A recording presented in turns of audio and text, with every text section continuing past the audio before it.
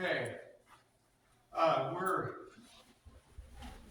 beginning a new study tonight. We're entering into a new section of the Old Testament. We've off and on been covering the Pentateuch, the first 5 books of the Bible, and which is also referred to as the Law.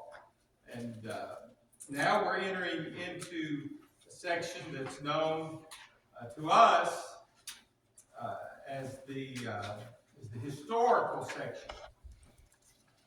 In the Hebrew in Jesus' day especially referred to this section as a part of the prophets, the former prophets. They divided the Old Testament into the law, the prophets, and the writings.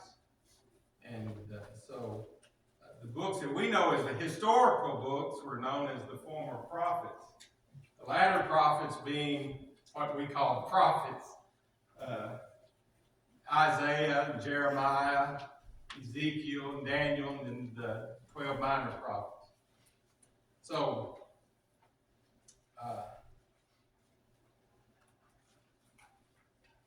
as we look at this section, and we're covering on our outline the first 5 chapters, and we won't get through all of that tonight. Because,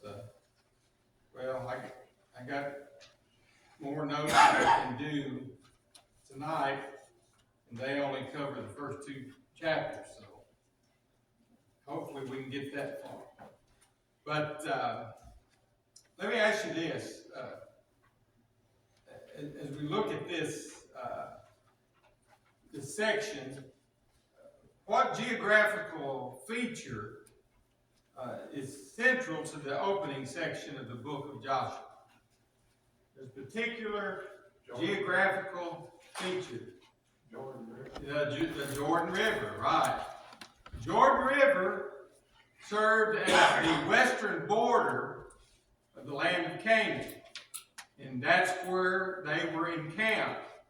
They were encamped west of the land. Of course, on the east is the Great Sea, or what we know today as the Mediterranean Sea.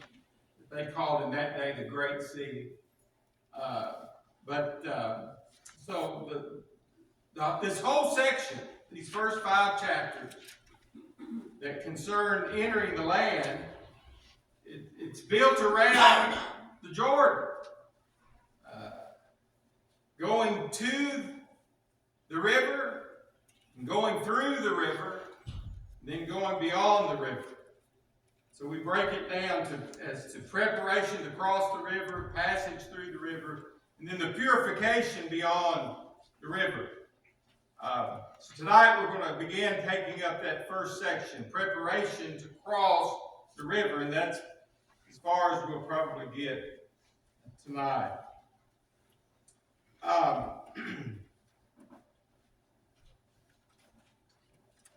And in reality, this whole section is preparatory. It's preparatory for the conquering and the possessing of the land, which is what they've come there to do. And so there had to be preparation in order to do that. So the preparation to cross the river. Now we break it down into two sub-headings. And of course, number 1 covers chapters 1 and 2. And A is inward. There's an inward preparation that we see. Chapter 1, verses 1 through 9. An inward preparation. And this concerns the leader, the man whose name is attached to the book that we're studying, Joshua. Do you know what the New Testament equivalent of that name is? Now, I think we said this in the introduction. Jesus, right. So it's the Greek is the Greek rendering of that into English is Jesus.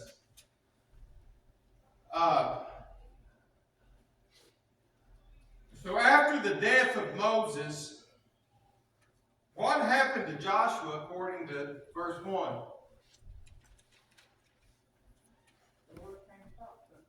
Yeah, the Lord came and talked to him. The Lord spoke to him. Now you think about this.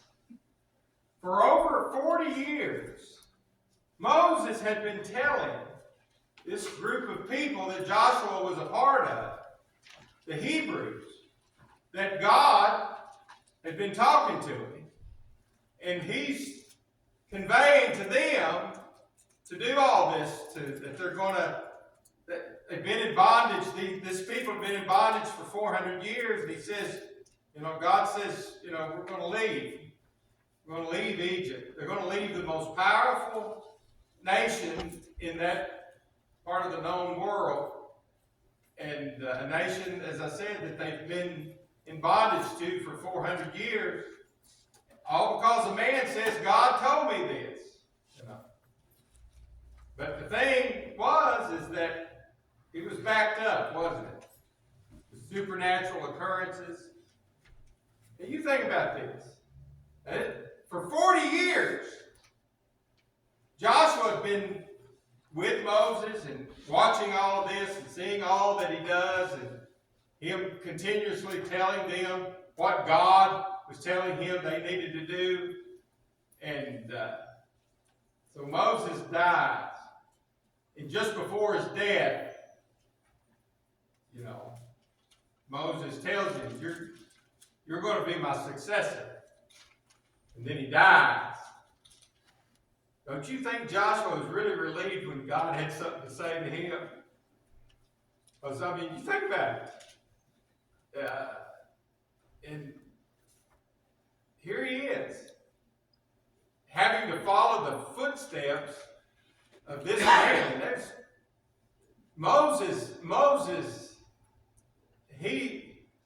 there's three great men during the Old Testament era of the Hebrew people. Three great men that stand out above all else. Abraham, the father of the nation, and David, the king, and then, of course, Moses, the lawgiver. Joshua's got to follow one of those guys. So I'm sure he was really relieved when God spoke to him and informed him of what he wanted him to do. So it's coincidental with what first part of Sunday school lesson, the last thing Moses said to them. Is that right?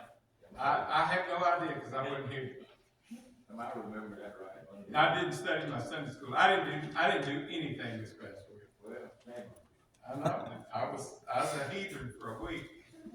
But it kind of struck me that we left Moses last Sunday morning. Yeah.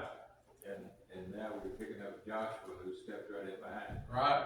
That leaving speech in Moses was pretty stout. It was, yes. It's very interesting that Joshua's book starts now. Now. Yeah. I mean, it's a continuance. It's just a story going on. Here's the thing. Moses was, such a fixture for those 40 years in the life of that people. They looked to him for direction, from God. Now Moses, he's died, but God hasn't. God goes on.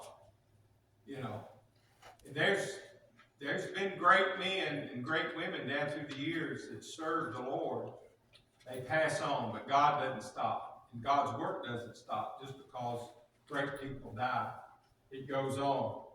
And Joshua, I think if Joshua had lived in a different era and hadn't had to follow Moses, he would be far more prominent in the history of the fewer people than he is. He's overshadowed. Listen, you read his life. You read all about it. He doesn't falter. I mean, every time he's called upon, whether it's to serve Moses or to lead the people, he steps up to the job. Always. Always. He just, you could write this over the top of Joshua in his life. Faithful. You could just put that down. That's what he was. He was always faithful. And he started pretty young. It would have been pretty young when he went in as a spy. Yeah. Oh, yeah. Yeah, You think Franklin Graham had some of the same thoughts? well, he's not even trying to do what his dad did. No. And he's probably smart for doing it. Yeah, that's right. He found him a totally different thing to do. Yes. He's pretty swift. And he's done well at what he's done, Yeah, because you just think about it. You're always going to be compared. Now,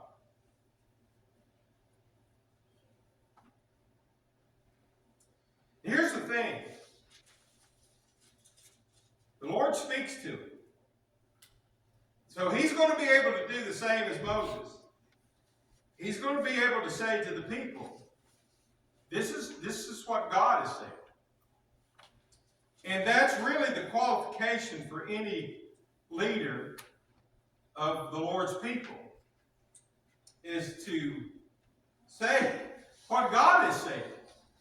I thought about Jesus' own words. When Jesus is speaking to his disciples in the upper room, just prior to his death on the cross, just hours away, he's giving them all of these instructions on preparing them for them to go on with the work. And he makes a statement. He says, the words that I speak unto you, I speak not of myself, but the Father that dwelleth in me. And later on, he goes a few verses later and says something similar to that again, that his words are not his own, but the one who sent him, which is the Father.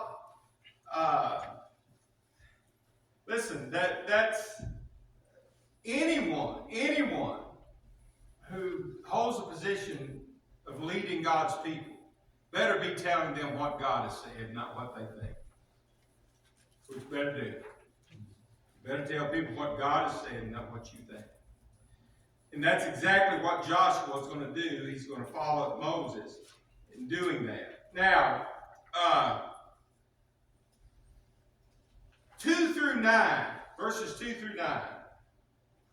Here, God is giving Joshua, as he speaks to him, he's giving him a flurry of commands and instructions concerning his work in leading this nation of people to conquering and possessing this land that God has promised to them.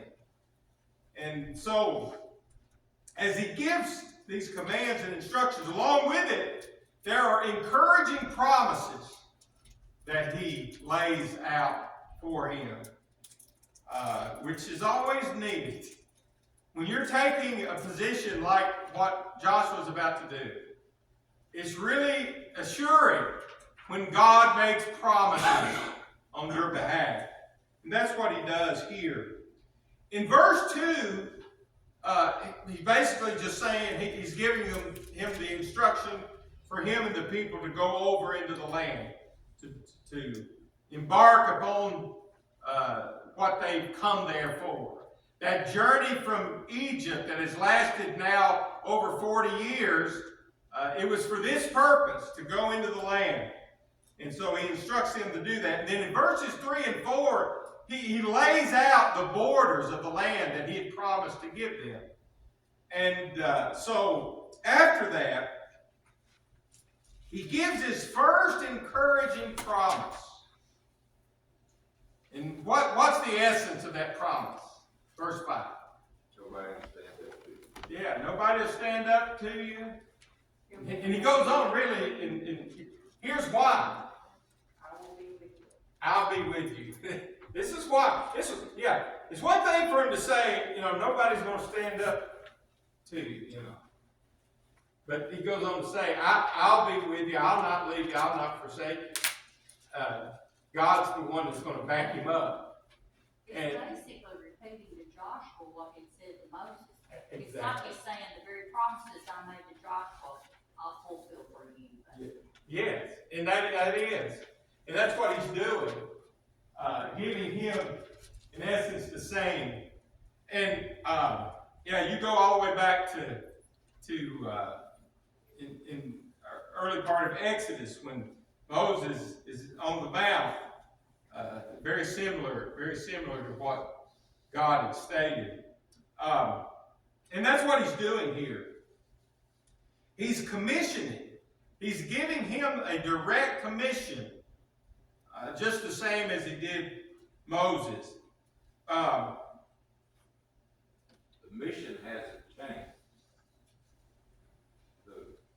God's intent has not changed. No. Moses had the commission to do thus and so, and the same commission is just being handed off to the next in line. In Deuteronomy chapter 3, verses 21 and 22, there is one of those, and there's numerous statements, but in this previous book where Moses is retelling their experience, and it's there where God makes the statement that he'll give them the land and that he will fight for them. He will be their warrior.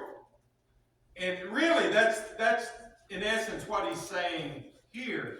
He's giving that same promise to Joshua, that he will fight on their behalf. Now, what repeated instruction is Joshua given by the Lord?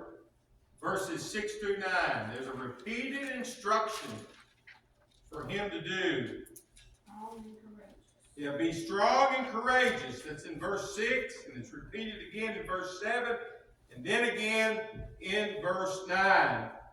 What he's doing here is describing the attitude that Joshua is to display in order for them to possess the land. Now understand, this statement is made in the context of the promise given in verse 5. He's not telling him to be strong and courageous in his own strength and in his own power, but it's in the context of what God had just told him he would do. And what did God say he would do? Yeah, I'm going to be with you. I'm going to be your warrior, just as I promised Moses. I'm going to be that, and I'll be with you just the same as I was with Moses. So it's in that context that he tells him he can be strong and he can be courageous. It's pretty easy to be that way. I had two older cousins when I was in elementary school. I used to walk home. I used to walk to my grandma. They lived next door to our grandma, and I stayed with my grandmother until my mother got off from work. And when I got in third grade, my mother she would leave work and come and pick me up and take me over to my grandmother, and then go right back to work. School was in my grandmother, wasn't very far from where she worked, but when I got in third grade, she let me walk with my older cousins. And I always felt just really safe because I was with them, especially the older one. He'd fight a buzzsaw. And then after he went on that, it was junior high. The 7th and 8th grade was at the high school, at Old Scottsville School, before they consolidated with the old county. And so after he moved on, I still wasn't too scared because all I had to do is just if somebody picked on me, an older kid, all I have to do is say, I call my cousin's name, and I says, you know him? I said, they said, well, yeah, because everybody knew him. I said, well, he's my cousin. That's all I had to say. So I can understand kind of what the Lord is telling Joshua here. You can be strong and courageous. Well, you can when you know who's backing you up, right? You can, and that's the case. It's in that context. He's not telling you to muster up his own strength and his own courage, but he's saying to be strong and courageous because, believe me, I'm with you. That's the context of the statement. Did Joshua have more military background than Moses? Maybe possibly Joshua thought because he had that background that he was gonna do it on his own. Yeah. You know, this may have been especially encouraging. Sure. And he did, I mean, he primarily was the captain of the army, yes. That was tough. You think about that. You having to lead a bunch of guys that's all they've been is in bondage, all their lives. And but the assurance of the Lord's presence and help certainly was an encouragement to him. Now,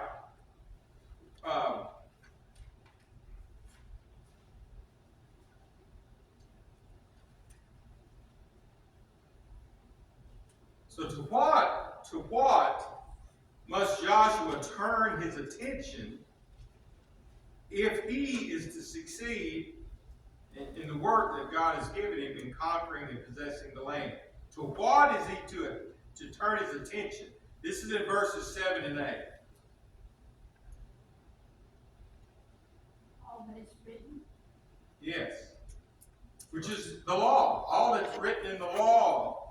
So he's to give his attention to the law that God had given. And remember, Moses had written out the law, and they had the books. In fact, the books were in the Ark of the Covenant. And so he was to give his attention to what God had written, what God had already inspired. And this was it. At this point, the inspired word, all that they had was the first 5 books of Scripture. But that's what he was to devote his attention to. In fact, notice here what he said, that his attitude toward what had been taught by Moses. He said, you're not to turn from the right or to the left. You're to follow the teaching and the instruction. And in verse 8 says, this book of the law shall not depart out of thy mouth, but thou shalt meditate therein day and night. In order to do what? In order to do what? That's the land. That's success. Yeah.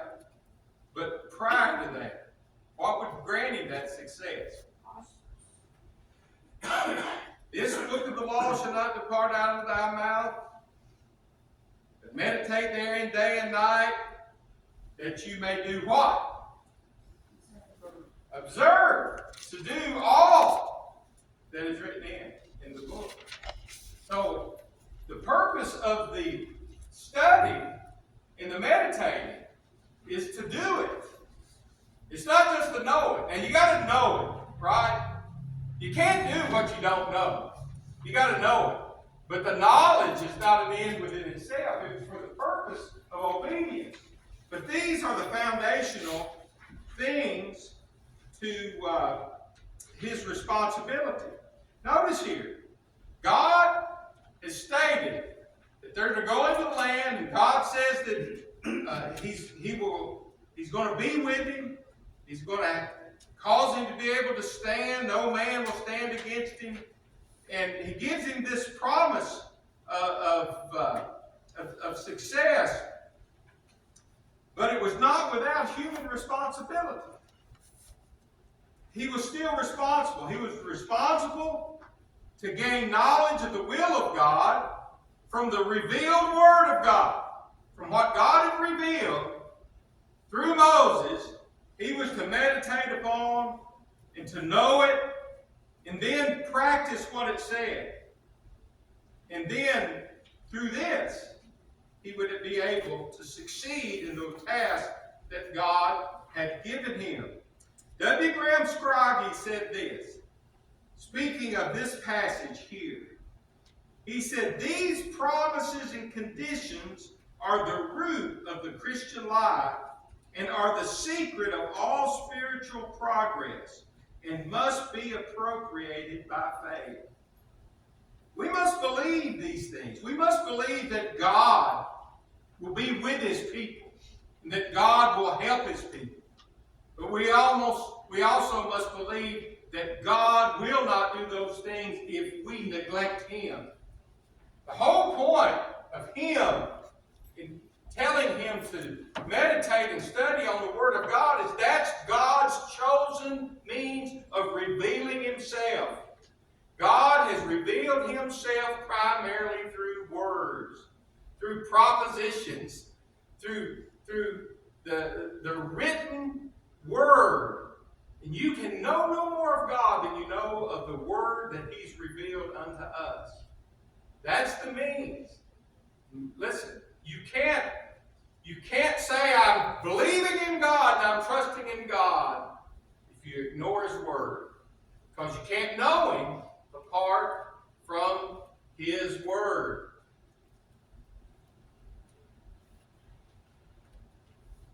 But there's a lot of individuals or people, or how you want to classify it, that they're trying to understand the knowledge of God without being saved, born again, regenerated. Because that takes on a whole different commitment. So,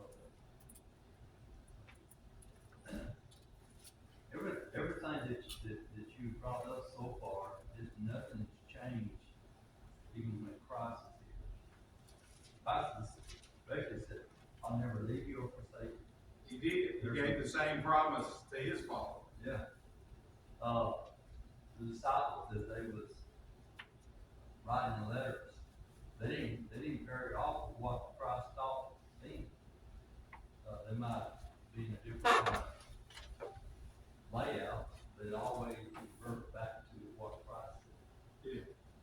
So I see a lot of people are trying to, when I say a lot of people, most people that you kind of work around, they believe, but their faith is not in that belief. The knowledge, but their faith is not in that. Yeah. So they're trying to do it outside of being born again. I don't know how else to word it. Say, not have the Holy Spirit Yeah. to help guide them through that. Correct. So, when did Joshua come on the scene? When they crossed the Red Sea, and when did Joshua rise to the second in command, for lack of a better description? Back in the 80s. well,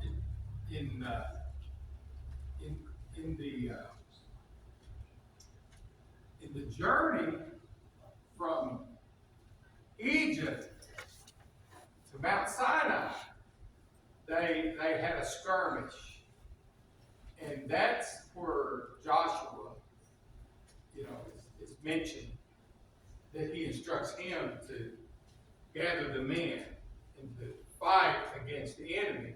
That's where Moses goes up on the mount, and he holds his hands up, and they prevail, then Aaron and Hur eventually have to go and aid him, because when his hands would drop, well, that's kind of our introduction there to Joshua. So that's before we ever even get to Sinai. So that's early on in the journey that he comes, to prominence. So he was a much younger man than Moses was. Oh yeah, because you know, yeah, at that point, so, and that's 40 years prior to, you know, that's within the first months, you know, just a few months of them leaving Egypt. So that's over 40 years, so and he's through all this time of conquering the land, and you know, so yes, yeah, he was somewhat younger man than Moses. Well, Moses is 80 when they leave Egypt, so. Okay. Well, and you know what's interesting, just kind of come to my mind, that there is no pushback from these people Yeah. about it. Yeah, and that's what we learned here in this next section that we're looking at. Yes, Is that they, you know, they agreed. yes. They agreed to follow him. You know, they basically, in fact, well, we'll talk about that here in just a second. The second part is then we move to the outward preparation. Maybe that's because they saw his, success as a military leader. Or maybe it's because he was chosen by Moses. Yeah. He had a good endorsement. Yeah. So the next section goes from chapter 1, verse 10 through chapter 2, verse 24, which is the end of the chapter there.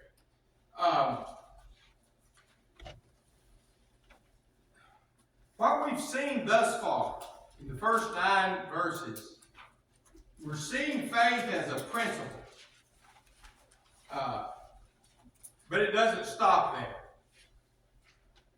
Faith as a principle. Faith, you know, trusting to God based upon what God's promised, His Word. But faith must turn from principle to practice.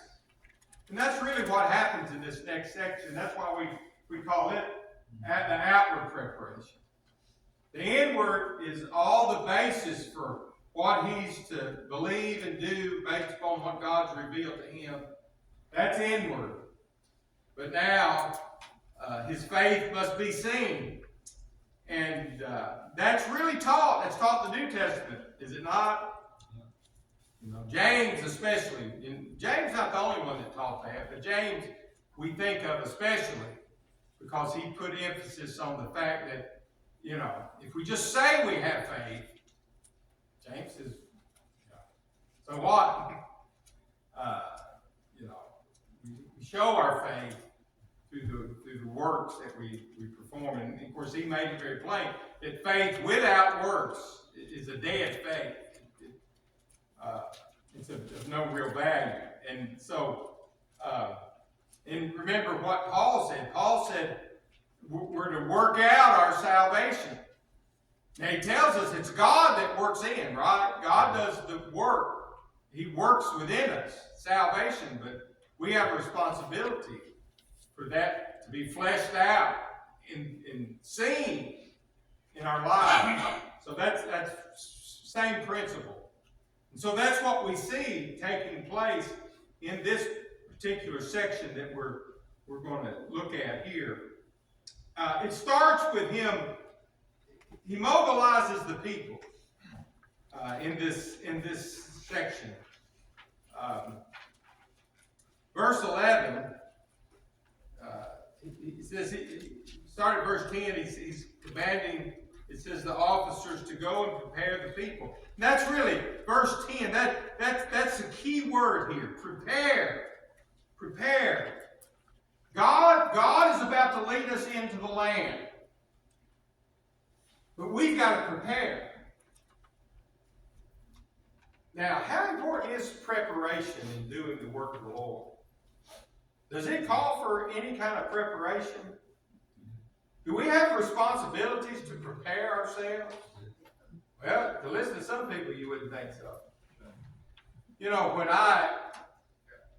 I made it public that called to preach. Over the next days, in a couple of weeks, I run into people I knew, and the word had spread, you know. Numerous people come up to me and said, Gary, just don't worry about it. Just get up there, and the Lord will fill your mouth. You want to know how long it took me to figure out they were lying to me? It didn't take very long. Yeah. No, I found out real quick that the call to preach is a call to prepare. It is. It's a call to prepare. And to do the Lord's work requires preparation. We have responsibilities to avail ourselves. Yes, we trust God for the things that we cannot do. But those things He's put within our grasp, we're responsible to do. We are. And that's what they're doing here. He's telling the people, get yourself ready. Get prepared. God's about to move us out. And so they needed to gather up supplies and things that they would need. And they were responsible to do that. So the Christian life calls for preparation. And we have our responsibility. And this is how we put our faith into practice, is by doing such things when it comes to the Lord's work. Then, in the next verses, starting here at verse 12, he addresses a certain group within the children of Israel. There's three particular tribes that are mentioned: Reuben, Gad, and a portion of Manasseh, half of that tribe. If y'all recall what happened, now we studied this when we were studying Deuteronomy not that long ago. This situation came up that he's referencing here. Remember when they came into those countries, those that were just west of Canaan. As they came up on the western side of the Jordan River, and, Sihon is one of the kings that they faced. Og was another. And remember, these were warlike people. And they wiped them out. I mean, they conquered them and wiped them out. And of course, this was an encouragement to them, to show them that they could go into the land because God was leading them. They conquered these people. Well, those 2.5 tribes, when they looked at that land where they had just conquered, and they thought, we've got cattle, and boy, this is good pasture land, and they just come to Moses and said, we want to stay here. We want to stay on this side of Jordan. Moses said, fine, you can have it. We've conquered this land. You can have this land. There was a stipulation. Remember what Moses said? Gotta come fight. Yeah. All the fighting men in those 2.5 tribes.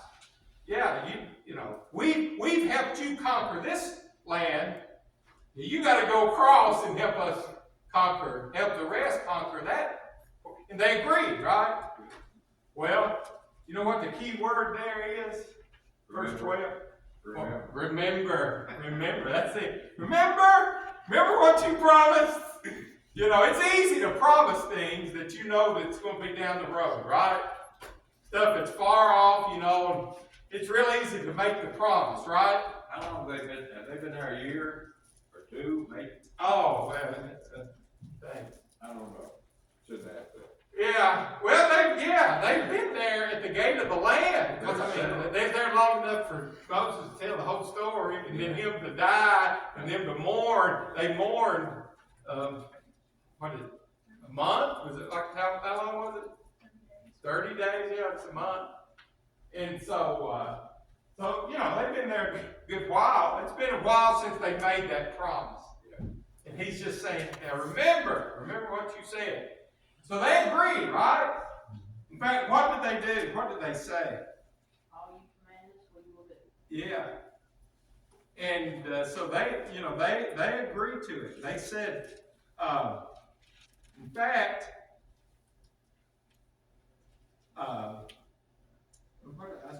they haven't.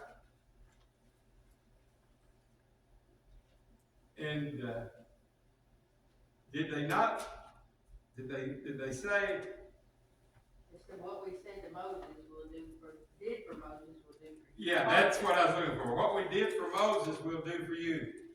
Well, I hope they're better than their forefathers, because they didn't do very well for Moses, did they? They didn't. So yeah, and so they agree. And it goes back to what you said earlier, Larry. They just, it's no big deal, you know, about them following Joshua. They're in agreement. And that's good. He's done a pretty good job. You know what he's in though. This is what they call in pastoring the honeymoon stage. He's in the honeymoon stage where everybody's okay and everything you're doing is just wonderful and great. That don't last very long, you know. And so, but that's where he's at. Now,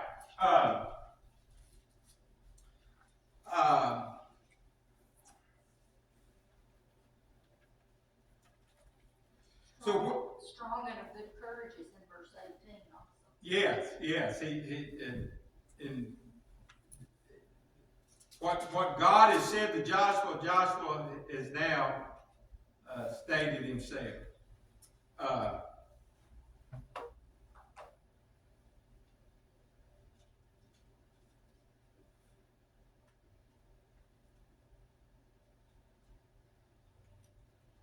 Okay, what is being promoted here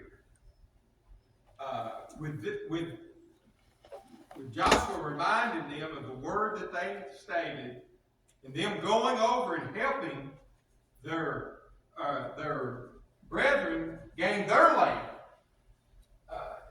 It's promoting the spirit of cooperation, and we have that principle in the New Testament, right? Paul taught that principle of cooperation.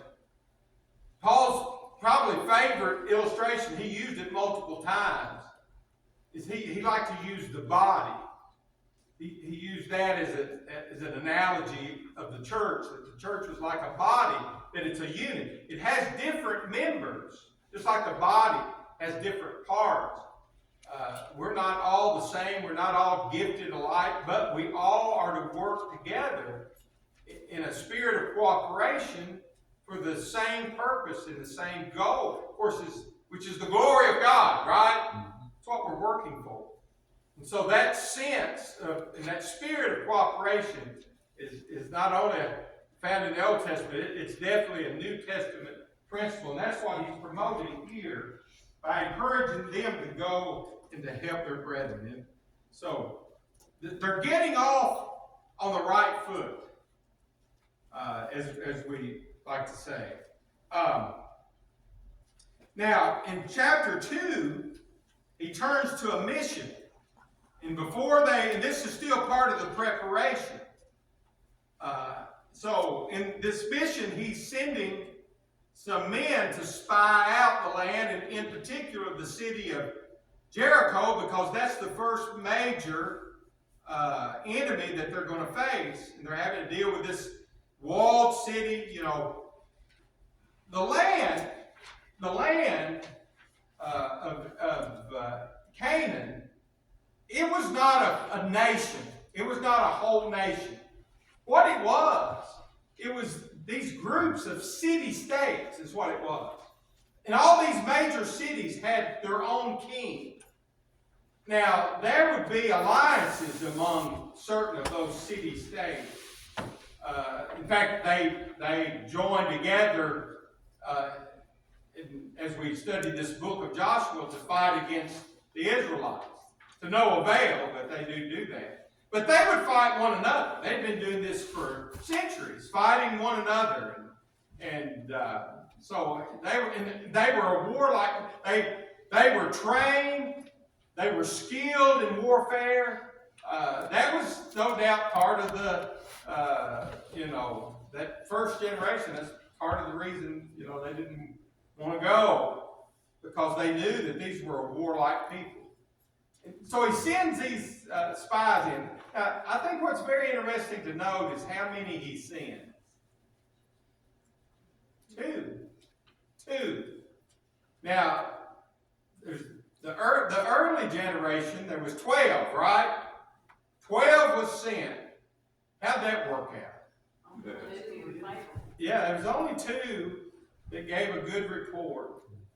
I don't know if that played into Joshua's decision, but I like to think it did. You know, it just, you just kind of think, he said, I need to pick 2 really good guys for this.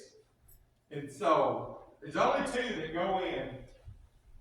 And so they go and they make their way into the city. And they get there. Now, who aids them?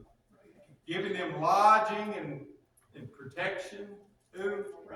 Rahab, that's right. Rahab is who they go into and stay and, okay, what's the situation with Rahab? She's a harlot. She's a harlot, right. She merchandises her body. And it very well could be, because of her profession, that her house could even serve as like an inn, like a place that gives lodging, because those 2 things tended to go together in ancient times, and that may be the very reason that they are there, because it was a place of lodging. But she helps to hide them, and hides them out up on the roof, and helps them to escape. So what promise do they make to her? She makes a request, because she's aided them and helped them. She makes a request. Who's protected? Yeah, her and who else? Her family. Yeah, her whole family. She's asking for the safety of her whole family. And when you read this, she says, she's talking about, what did she heard? What did she heard in relation to them? Heard about the crossing the Red Sea. Yeah. Heard How about long ago had that the been? kings and- Yeah, you think about that. How long? That'd been 40 years earlier. You know, that made news, and that news hung around for a long time. You just think about it. I mean, what do you know about in our neighboring countries? You know, do you know anything happened 40 years ago? But we don't even hardly know what happened in our own neighborhood 40 years ago. But that's the impact that kind of thing had. For 40 years they had heard, and from that point on, that not only that, they had heard about their conquering of these those who just lived across the river from them. And so, It's hard not to notice 2 million people going through. yeah, that kind of stirs up things. And she, but in spite of her condition and her situation, she's speaking in terms of believing in God, believing that Jehovah is God, and she's come to the point that she's going to align herself with this group of people and their God. They had something she wanted. Yeah, And that's how we need to be. We need to have something that other people. absolutely. We do. And she